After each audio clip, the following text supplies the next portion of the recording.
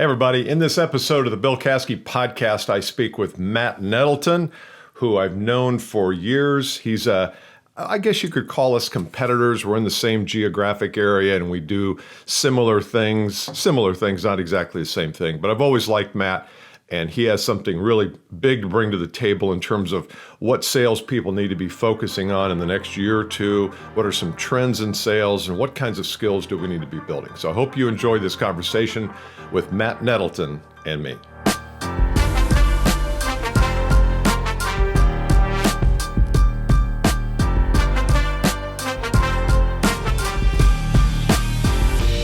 Yeah, I think we just start because you really, it's like the Jay-Z Linkin Park mashup of podcasts. Start. Well, I don't know Linkin Park, but I know Jay-Z. So what you're saying is you're giving people an inside view into something that shouldn't be seen or heard.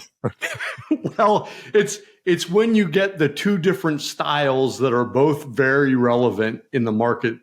And we do have very different styles, but we have a lot of common themes. Yeah.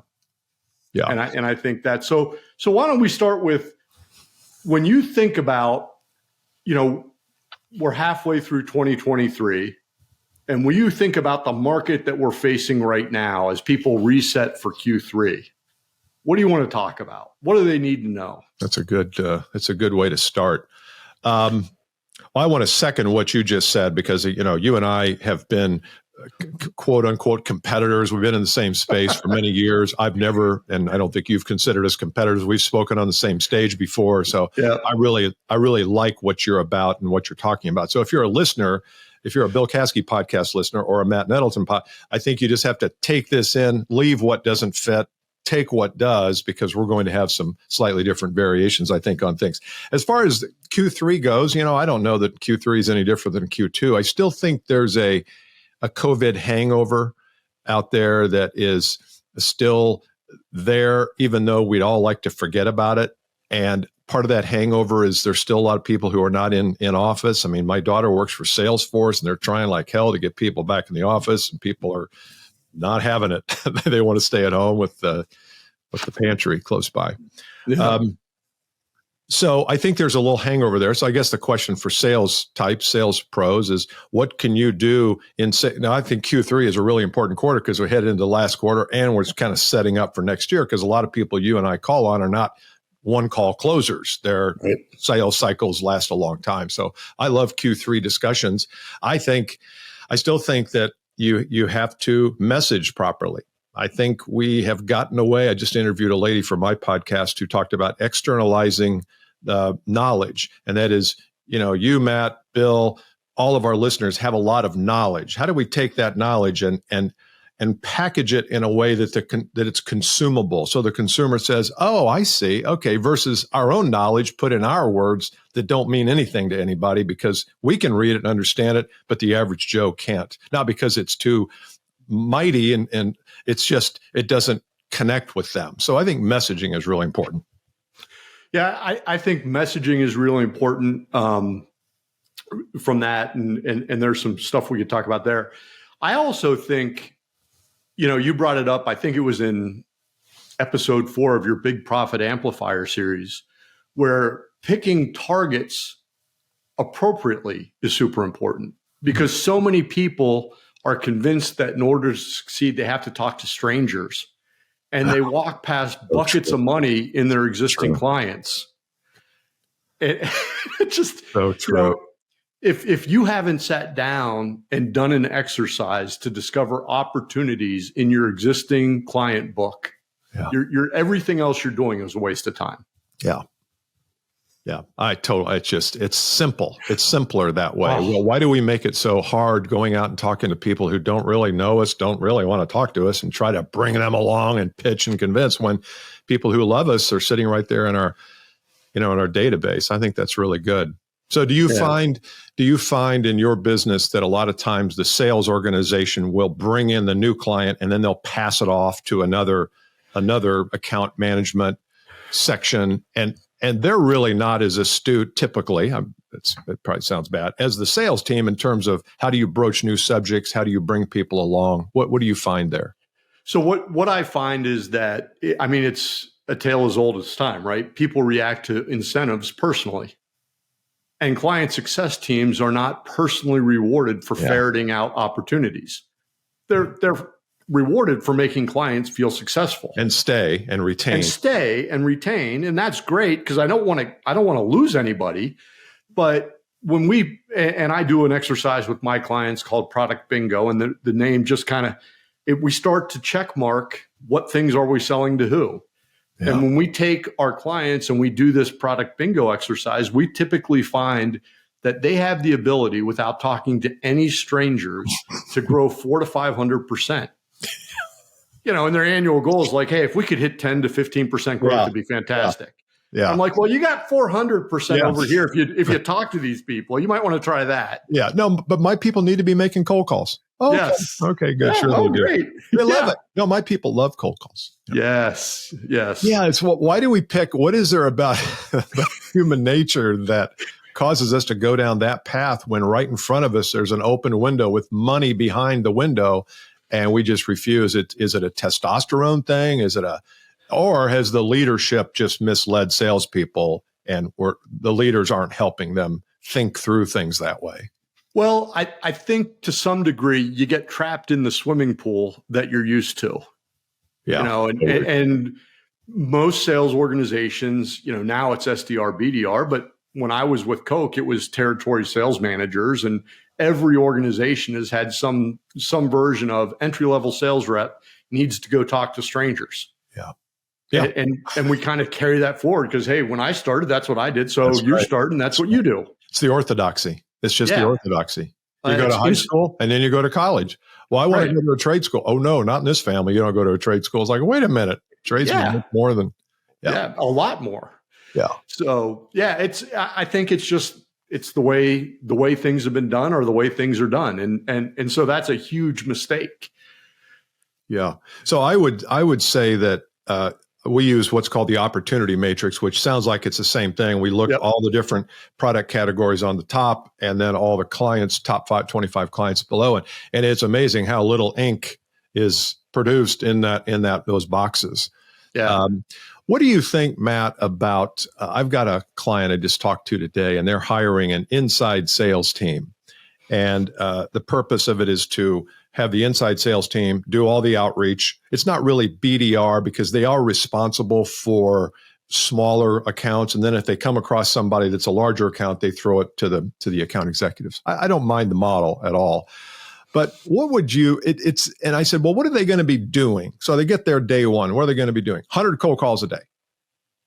Okay. Okay. What are they going to be doing on those cold calls? Is it pitching a meeting? What are they going to be doing? Cold call. These people are not ready for this call. So how are you going to soften the ground a little bit? No real answer. It was just, let's throw a lot of frickin' cold calls at it. We're bound to turn up something. What would you say to that VP of sales without cursing? Well, I would point out that sales is not a game of dumb numbers. Yeah. Doing the wrong thing repeatedly does not produce the right result by accident. I mean, you just can't say, well, we did a lot of stuff, so we got something. I would start to think, and you've probably done this as well, reverse engineer the sales journey that you want your buyer to go on. And what are the gates they have to pass through? And by the way, this is the beginning of the journey. What do you want a successful sales call from one of these new inside sales reps to accomplish? Yeah. And if you can't answer that, well, then I'm a little confused. Like nobody's going to buy a $500,000 piece of capital expense equipment off a cold call. Right. And they're probably not going to buy a case of floor cleaner. Probably not. Yeah. So you better have some metrics that the inside sales team can point to and say, hey, this was bad, this was good. Yeah. Yeah. But I like your idea of reverse engineering it and saying, what is the journey? Well, first off, the cold call recipient has to feel like you are a legitimate human being, not an auto, not a bot. And Yep. and they have to feel like you have some care for them. They have to feel like you're a patient. You're not trying to rush things. I call it vaulting. We vault over the process to get to the close, even if the close is a booked appointment. That's a close for a SDR or BDR. We just vault over that. It's like, wait a minute, people are on to that. You know, we're in 2023 now. 1965, they probably were just happy to get a call. Now we have screens set up. We don't even pick up our phone unless we look and see the picture of the person who's calling. So you're going to have to devise a different strategy. And I like the idea of reverse engineering that. Well, and the other thing is a weakness when we vault through the process to get the call is the simplest way for me to end a sales call is to agree to a meeting with somebody who's not on the phone. So if Bill Caskey, SDR, calls me and says, hey, listen, I get paid to set appointments. So what's it going to take to get you into an appointment today, sir? And I'm like, well, I get no enjoyment from sales calls. So why don't we do this? How about the second Tuesday in November? You put me down for 2 p.m. Yeah. And I'll be there. Let's go. Yeah, sure I will. Yeah. And now the SDR writes it off as a win because he set the appointment. I ghost them. There's nothing there. And everybody fails. Yeah. And then we keep calling them back. Hey, you missed your appointment. It's like, I know. I never had any intention of going. Yeah, hardly by accident. Can't say I missed it. Yeah. So the alternative to that then, Matt, is I feel, and you may disagree with this, I feel like there has to be some kind of rapport built early where maybe it's the SDR or the inside salesperson calls and says, hey, look, you don't know us from Adam. My name's Bill Caskey. I'm with a company called XYZ. We've got a report or we've got a kind of a checklist that we've created because we find there's a lot of confusion in the market when it comes to this. And we'd like to send that to you. Would you be okay with that? There's no obligation and something to give, something that like, when a neighbor comes over for dinner, the good neighbors bring something. They bring a bottle of wine or a cigar or something. So I think there's a giving, let's go back and forth here versus just asking for the order. Yeah. So, I think we would agree that sales is a trading profession, right? And if I show up as a sales rep and I bring nothing of value, but I'm expecting you to give me an appointment, which is of value to me. Right. Like it. Yeah. I mean, it's not, it's out of balance. It's, there's a TV show. I think it's a Netflix show. It's called The Lake. And it's about a brother and a stepsister fighting over a lake house. It's pretty funny. But early on, the stepsister invites the brother to a dinner and says, don't bother bringing wine. We would, we just want to entertain you. And the brother looks at his daughter and goes, don't bring a gift. Do they think I was raised by wolves? Like, how could I do that? Yeah. But salespeople, like they show up and they're like, hey, I really have nothing of value for you. I need you to set an appointment. Yeah, that's so true. And it's like, it doesn't, nowhere else in life would that be a good trade. No. And remember back in the 60s and 70s, we used to bring a box of donuts when we dropped by. And we used to think, oh, that's just conniving. No, it worked. We bring lunch, we bring donuts. People like that. We sit down and talk. Oh yeah. Every time Matt shows up, he brings us good stuff.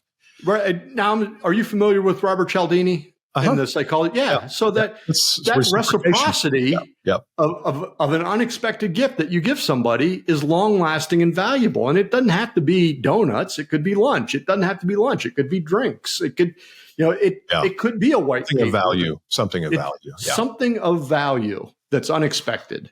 Yeah. So for a lot of sales people that I work with, because, we're probably similar, and then I go into a company and I work with their sales team. I don't always work with their marketing team, which is a mistake on my part. And so a lot of times the salespeople will say, well, that's marketing's job. We send it to marketing. Problem is when you send it to marketing, it doesn't always come back authentic. It comes back through marketing jargon and speak and look how great we are. And I always feel like, no, salespeople, you've got to be the ones that are creating these things, even if it's a simple Google Doc. I've got one salesperson who just created a Google Doc and he sends it out and he shares it with people and they can read it. And he generates a lot of new appointments from that. And it's something simple. It doesn't have to be overly produced, but it has to be something that's valuable. Yeah. Simple and relevant. And my experience is a lot of times the salespeople are afraid to talk to the marketing team and explain what they need. Yeah. And so they get put in a position where the marketing team believes that they're producing valuable content. The sales team believes the marketing team's useless. The marketing team believes the sales team's useless. There's no real, I mean, you're spending a lot of money. You're just not getting any value from any of it. Yeah. And so if you can get those two people in a room and the salespeople can say, hey, here's what people want to talk about that we actually solve. Yeah. And the marketing says, well, we could tell that story more effectively. Right. Then you can actually produce a professional, because I have the ability to create a Google Doc, but I can't create a well-designed Google Doc. My wife, who's in marketing, can. Yeah, they can. Yeah. Yeah. But that's where you have to really look at, are you using marketing to create conversations that salespeople want to have? Yeah. Or are you using marketing to create prize-winning artwork? That's right. That nobody reads. And if they do, they don't believe it because they know exactly where it came from. Do you know who Ed Mylett is? Yes. Ed Mylett. He's got a book called The 1% Difference or something. And he's active on Twitter and other platforms. And I always marvel because he has hundreds of thousands of connections and likes and shares. And he literally does videos from his car. And there is not 1 ounce of production value that he's put into that. There might be a transcript or what do you call it, captions, and he might have a decent microphone. I'm not sure, but he's close enough to the phone. He probably doesn't. And sometimes if he were to send that to his marketing staff and have them dress it up, I bet he wouldn't get a third the views because it's not authentic. It feels like I'm writing right there with him. Marketing person touches it and it feels like it's in a studio somewhere. So it's interesting you say that. I've used video in my marketing since 2004. And at the end of 2022, I did an experiment removing all the editing and of any video that I use for marketing. So there's no editing. It's just raw video. I put it out 90 seconds to 120 seconds. Mm-hmm. My email open rates went from 30% to 43%. And you know what? Listen to that. Yeah, listen to this, audience. Listen to this. Go ahead. Keep going. So my overall open rate jumped, my number of active subscribers jumped, and my number of people who took action after watching video jumped. Yeah. By reducing the time you put into it, not increasing it. But reducing the time that I put to polish up the value. Yeah. But the value, I think, has actually gone up because I am very focused. I've got one take. I have to get this message across in 90 to 120 seconds. Oh. Yeah. Good lesson. Good lesson. Hey, one last thing, Matt, before we head off here into our worlds. By the way, for my audience, we're talking with Matt Nettleton, who's a colleague and a friend and a competitor at some point, but he's also got a brand new podcast. Tell my audience about your podcast. So the podcast is called Default Profitable. It's a podcast about starting and running a business. And the idea behind it is I have grown worn out by talking to people who are starting businesses with the idea that, hey, we're going to get an investor and then we're going to lose all their money. And then we're going to get another slightly bigger investor. We're going to lose their money. Series B. And then we're going to do a third investor. By the time we lose that third investor's money, we're ready to go public and everybody's going to be rich. And so in my world, most of my clients, a vast majority, have almost, to scrape by the first couple months in their business, making enough money to get to month 2, and then making enough money in month 2 to get to month 3. And so they have to design processes and systems that are by default profitable. Okay. Default profitable. Great tag. That's good. That's good. So listen to that. If you're a CEO, I presume that anybody can learn from this, not just on small business. Yeah, no, anybody that is looking for business acumen can learn. Okay. Good. And then Bill, why don't you tell my listeners about your podcast and your business? Yeah, BillCaskey.com is my website. I have 2 podcasts. One's the Advanced Selling Podcast, which is the behemoth. And then I also do a Bill Caskey podcast where I dive a little deeper into some of the more, more mindset stuff, a little bit more etheric stuff, because I feel like how we think determines everything in our lives. And if we can help people expand their thinking and dial it in differently and maybe tweak some of the perspectives people have, they become more successful, almost overnight. So how to think differently about sales is kind of the theme there. I've got a question for you as we close here. You work with a fair number of sales leaders, sales managers, VPs, right? Mm-hmm. And tell me what's the trend there for sales VPs? Sometimes the VP of sales can be in a silo and they don't really have places to go to say, what are you doing to motivate, inspire, instruct? What do you think the trends are for VPs of sales in terms of how they do inspire and instruct and lead their teams? Well, I think the big trend, so we work with people in 4 roles as sales leaders, right? We talk to them about recruiting, we talk to them about training, we talk to them about supervising, and we talk to them about coaching. And I think for a lot of years, most sales leaders were pretty good supervisors, and the beatings would continue until the results improved. Yeah. And that's not the most effective way. I think people have gotten better at coaching over the years. And so that's really valuable. And if that's a skill that you can develop, you're going to make some money. But I think what COVID brought forth and what all the remote work is bringing forth is the value of being a recruiter. And being a recruiter, yes, you have to find new people, but also a recruiter continues to sell existing people on their place in the mission and the vision of the organization. Mm-hmm. And it attaches my goals to the company's goals. It attaches my goals to the division's goals, to the company's goals, and understanding how to do that. I mean, when I got on campus for college football, the guy that recruited me didn't say, "Hey, welcome to campus. We'll see you on Saturdays for games." It was, no, hey, we got Sunday night dinners together. Yeah. You're going to work out. We got this whole thing. And if you want to be a good player, we want to be a great team. We're going to do the whole thing together. Yeah, that's so true. Yeah. That was the coach, I presume, that recruited. Oh, yeah. It wasn't some recruiter that was a hired gun. Yeah, no, it wasn't some outsourced recruiter. Yeah. Jim Garrett was on campus, was with us, had meals with us, and he made a huge impact in the 1 year that he was our coach. And there are guys that have named children after him. And I mean, it's just amazing. But what he did is he sold us emotionally on the vision of success. Yeah. And I think that's the thing, that's the talent that's being called forth for sales leaders right now. It's not fully developed. I love that, because when I look at a sales team, I always look at potential, and it's hard to assess because sometimes the person who's at the bottom of the stack rank has more potential than the top person. And so you're always kind of making that assessment of who in this organization is underachieving, where they have all the talent and skills and abilities, they're just not applying themselves.